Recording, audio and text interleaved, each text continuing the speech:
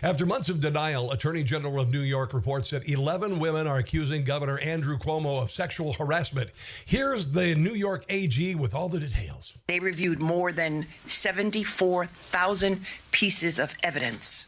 That is quite a bit of evidence. Including documents, emails, texts. They didn't try to lift for Prince, did they? Audio files and pictures. That could have been really hard to do. These interviews and pieces of evidence reveal a deeply disturbing yet clear picture. Well, that's not the Andrew Cuomo the media wants to talk about. Governor Cuomo sexually harassed current and former state employees in violation of both federal and state laws. Here's independent investigator June Kim sharing what it's like to work for the governor. Words that witnesses have used repeatedly to describe it include toxic, hostile, abusive. Others use words like fear, intimidation, bullying, vindictive. Yeah, but he does do a free Starbucks coupon for the Employee of the Month. As one senior staffer stated bluntly, as the sexual harassment allegations became public in March of this year in text exchanges. They have Casual Friday, though. That's a positive, right? With another in the in the administration, I quote, hopefully, when this is all done, people will realize the culture, even outside of the sexual harassment stuff, is not something you can get away with. And here's some of the governor's apology, where he blames his behavior on his mom. The New York Times published a front page picture of me touching a woman's face at a wedding and then kissing her on the cheek. That is not front page news. It is when you do it in a hotel room.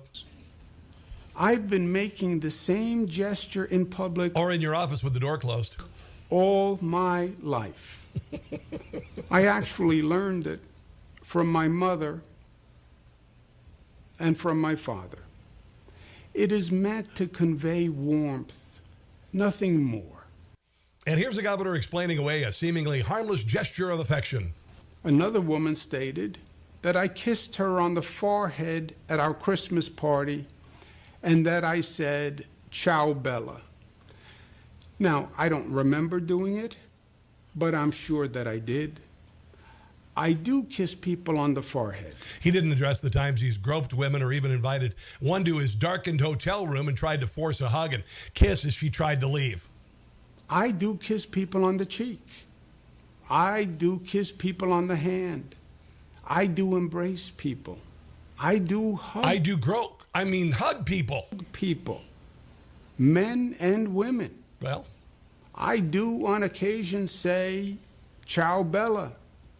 On occasion, I do slip and say sweetheart or darling or honey. I don't think that woman in the hotel room is accepting his apology, and neither is victim Charlotte Bennett. It wasn't an apology, and he didn't take accountability for his actions. He can't once apologize and then say he didn't do anything wrong. He blamed me and said that I simply misinterpreted what he had said, but his line of questioning was not appropriate. He was coming on to me, and he insinuated that survivors of trauma and sexual assault can't... Which she is, by the way. ...tell the difference between mentorship and leadership. He tried to use her weakness as a sexual assault survivor against her. And sexual harassment itself, which is not only insulting to me, but every survivor who listened to him yesterday. His behavior was abhorrent and unacceptable, but some Hollywood celebs would have standed in line for it, like Chelsea Handler. Getting ready for my boyfriend to come on TV. Ooh, we wake up together every single morning. This is an adult woman, by the way. She's in her 40s. Me and Andrew Cuomo. Ooh, there he is. I have a feeling he would like that to happen as well. I'm pretty hot for Andrew Cuomo. I'm not going to lie about that. I mean, could Andrew Cuomo be any hotter? Could he harass me? In other news, I still am crushing hard on Andrew Cuomo. Yeah, that's Chelsea Handler, and I'm sure the governor would like to handle her. He's so dreamy. But there were more smitten kittens in Hollywood and the mainstream media.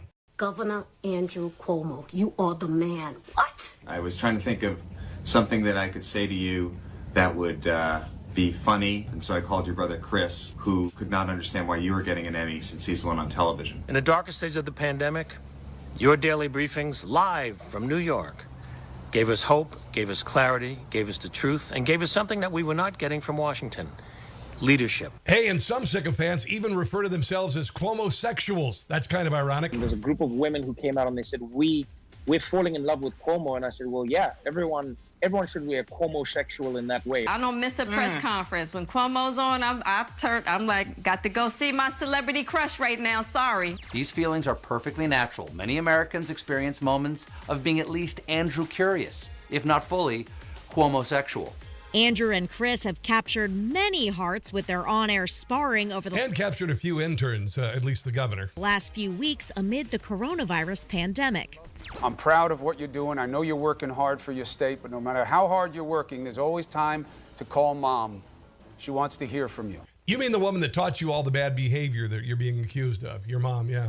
Even some TV interviews by journalists became slobbering love fests. Check out this clip, and warning, you may throw up in your mouth a little. In one word, can you describe the past 100 days? Hell, can I say that? Yeah, you can. Do you know how hard it is to get a $5 million book deal and have somebody write a book for you? Hell. I think that's fair. What still keeps you up at night? You've been commended Finishing the book. for your clear and your calm leadership. People from all over the country and the world have tuned into your Has she asked a question yet? press conferences. Your statewide approval rating, a career high 84%. You There goes breakfast. came in second only to President Obama as the most trusted Democratic leader in America. How do you intend on spending that political capital that you've earned? If you had I'll bet he's going to run for president, or at least you're going to ask him if he is. to give President Trump a grade on how he's handled this pandemic, what would you give him? What grade would you give yourself? You've said that you have no political aspirations Wow. beyond the job What's your favorite color? you're in right now. Right. A lot of people are asking why. Why If you were single, would you date me? not think about something grander, bigger, presidential? Would you accept a cabinet position in No. a Biden administration? No. That was a quick no. Nope. Why not? I know that I would if an intern was sitting on a cabinet. you've been portrayed as some sort of a homecoming king. Wow. Just wow. Hey, I'm Rob Finnerty. Thanks for watching. If you enjoyed this video, please join the conversation in the comments below. Don't forget to subscribe, too. Hit the bell icon to be alerted to breaking news. And remember, there's a whole lot more on Newsmax TV, America's fastest growing cable news network. Newsmax TV, we're real news for real people.